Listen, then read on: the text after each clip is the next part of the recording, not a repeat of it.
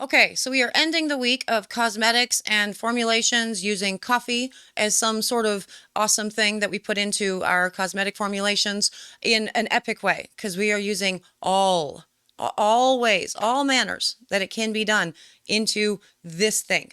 And I'm super excited to tell you more about this thing, and I'm going to do so in just a minute. But before I do, hello, I am Mrs. Soap and Clay.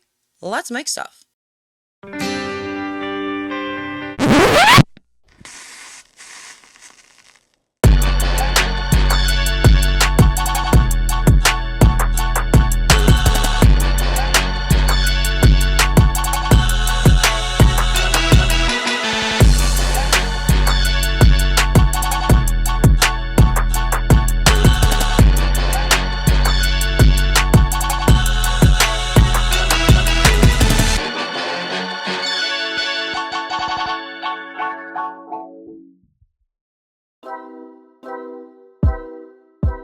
How's it going, Sudzers? Welcome back to the channel. You are at Soap and Clay, where we make all the soapy things, and you are here for the fourth day in the cosmetics, coffee-infused making stuff thing. Yes, and it is the last that we will be focusing on with cosmetics. And as I said, we are sending off the coffee cosmetics, week in style because we are doing it in all of the ways. We are making a melt and pour base from scratch, using the knowledge that we already have as far as how melt and pour bases come together, and applying that to the knowledge that we also have from this month of all of the, deep dives into coffee and all things coffee in our creations, and making something truly epic. So we'll be using a soap shreds, that is a coffee soap infused with the coffee water, so the brewed coffee in place of.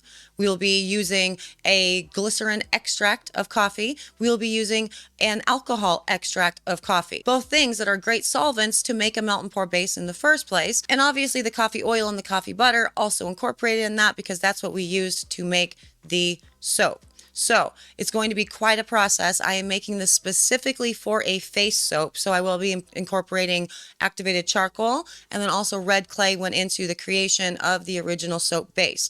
We are going to talk about why I am doing all of this, why I believe it's so awesome, and why I think that this might be the best way to really incorporate coffee into your soaps. So let's get to the video, and we're going to talk about probably maybe all those things that I just said.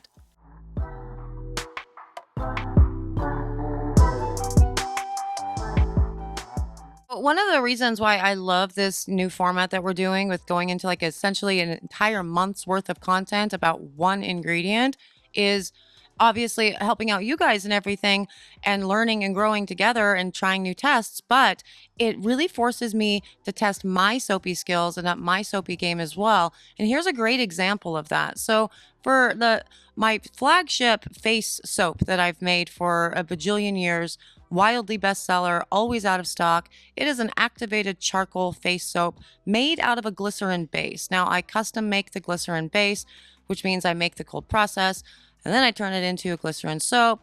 And so I'm already doing that, and I love it. And I use red clay within the actual soap recipe, which is what you're seeing here in the shreds. And then I put activated charcoal as well as oat milk in it, so powdered oat milk, and obviously the solvents, because we have talked about the solvents and what they are needed for, and to make a melt and pour. So go check out that melt and pour playlist series. And so this is allowing me to take those solvents that I already have to put into my glycerin base for my soap. And there's a reason why I use glycerin base too. It has everything to do with the pH. But anyway, I can take these solvents and turn them into like actually useful, very skin loving, humectant properties and all of the jazz by infusing both of them with this coffee. And so that is what I am doing here. Now, I had just weighed out the glycerin and heated it up. And I showed you that, yeah, I heated it up. You can totally heat glycerin. It's not a big deal. It is a very forgiving product, 30-second bursts in the microwave. Or you can, use your double boiler thing, because I hear that thing is amazing. You know what I've never seen anywhere at a store? A double boiler. I don't even know what they look like. I don't have one of those guys. So I heated it up and then ran it through the green coffee. And I want to show you what this extract ends up looking like with the green coffee.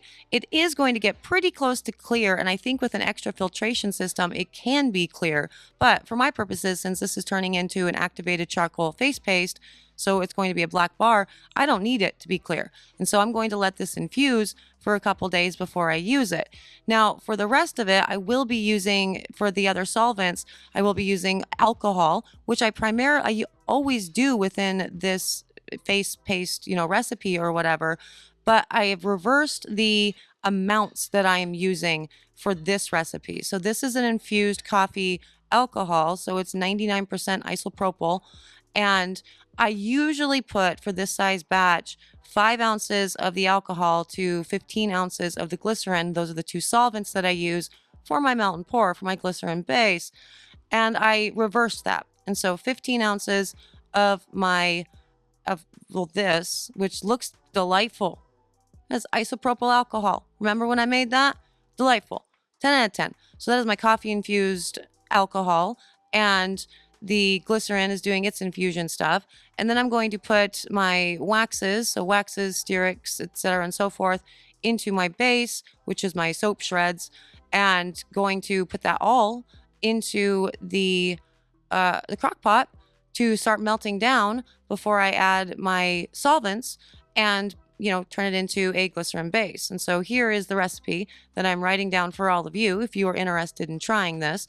But yeah, this is a very cool thing that we're doing with this really deep dive on ingredients, because again, it's forcing me to question and up my soapy game along with all of you. And I love that. It's so exciting. So I'm creating a very cool product, like essentially making my existing very cool product even more awesome, which 10 out of 10, I'm 100% here for. But the reason I've switched the amounts for the alcohol and the glycerin for the solvents is because I have been doing a weird thing. When I thought that I was going to use this particular content this month and actually put in some face creams and stuff and really focus on serums and whatnot for the cosmetics, I thought it would be really fun to have like a month's worth of before and after pictures, essentially.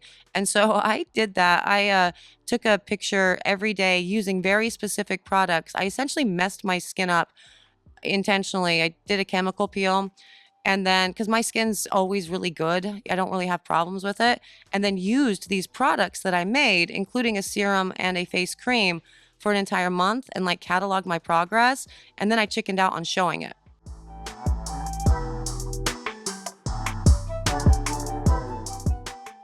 All of that to say that I made this particular glycerin soap this way with the extra alcohol for a reason, because I did want it to have essentially a drying effect and help peel my, chemical peel along faster, which is not dermatologist recommended. But you know what? I'm messing with my own face.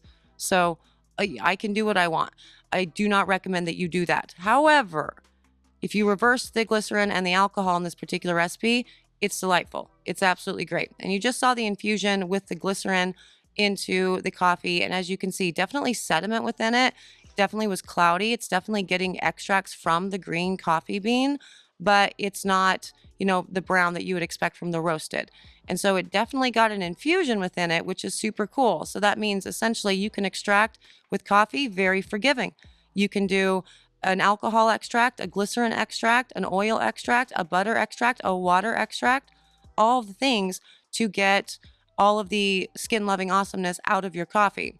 Now, this has been in the crock pot on high for about 30 minutes. Everything is melted down to the point where I'm happy with it. And now I'm going to put my solvents in, put the lid back on it, and let it sit at low for about 15 minutes and allow the solvents to do their work with the cold processed soap that's in there, the soap shreds, essentially forcing those bonds apart. Those bonds that everybody likes to talk about with the crystalline structure. This is why cure time and the developing of a crystalline structure is immediately proven to be false, because that crystalline structure develops with most soap recipes like almost immediately. And you can see that by nature of just turning it into a melt and pour base, a glycerin base, disrupting, lengthening those structures, those crystalline structures. And so that's what the purpose of the solvents are. Again, if you want more information on how to make melt and pour bases, please go back and check out that playlist. I do all the sciencey drops with all of that, explain solvents, explain what you can and cannot use for solvents, how you can make melt and pour, which is essentially just rebatch. It's different names for the same thing. I highly recommend you always make your own melt and pour bases because melt and pour is expensive and this way is not. And if you're doing it this way, you can actually use, old soap shreds. And so it's, second life for soaps that you want to turn into something else. Now for this final step, I am putting in the activated charcoal. I did already put in the powdered oat milk into the base while it was cooking. I do not use fresh milks for any of this. We're going to have a conversation on why I don't use fresh milks for any of these things at another time for sure. Don't really have a lot of time within this one to really explain it though. So this is going to be just stirred in with the activated charcoal. See how thin and fluid this is? It's absolutely delightful. Putting the solvents in just as everything starts to really come together is wonderful. And now it's going to be just an issue of pouring. I did have to take it to a different container, obviously, because it's hard to pour out of a hot giant crock pot. You get it. And so I'm doing that, and I'm terrified that the handle's gonna crack off because it was a lot of soap. I made a giant batch. Now with this, because I did just use it for a tester, I will be taking this, putting more soap shreds in it and putting more glycerin in it to tone down that alcohol. Because when I say that you can smell this alcohol, you can smell this alcohol. You better believe it. However, that said, after I use it on my face, the alcohol smell is gone because it does that evaporation thing, and my face smells like coffee. And I'm not mad about it. I guess that would be one of the downsides to making face, products using any sort of coffee extract that you're making on your own, is it is going to still retain that scent. And for me, the only person who's ever close enough to my face to smell it is Mr. Soap and Clay. And it just so happens he loves coffee, you know? And so it's like win, win, win, win all across the board for me and him and all the things that my face has been smelling like coffee for the last month while I've been doing weird stuff to it, all in the sake of testing stuff, you know?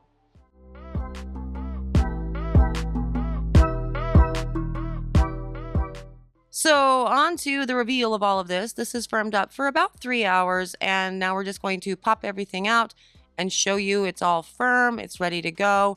It is a very firm batch of soap, but as you can see, it's got that nice, glycerin shine to it, easily broken down and remeltable, which you will no doubt see in later videos because I will be, again, changing this into something else at some point. But yeah, wonderful product. I have incorporated every single possible way you could incorporate coffee into it. And so you're getting the benefits of the humectant properties of the glycerin. You're getting the skin loving benefits from the oils that were created with coffee butter and coffee oil for the actual soap. You have the red clay edition, you have the activated charcoal edition, and you have all of that skin loving goodness, all the caffeines, all of the antioxidants, all the things from the coffee infusions in a number of different ways. And so this helps out with redness. This helps out with tightening, with skin tightening, pore tightening, toning, inflammation, all of the jazz. It's been such a fun time with these cosmetics. And I do have that serum recipe and I do have that face cream recipe. I might put it in the Discord. I'm not going to be able to release it for actual videos because we're running out of time this month because we started a week late. You get it, all the things. But it is there and it does exist. And those are my, glycerin soaps with activated charcoal, a whole bunch of different coffee. They're pretty magical. I really think you guys should try this because it really is a lot of fun and it really does up your soap game.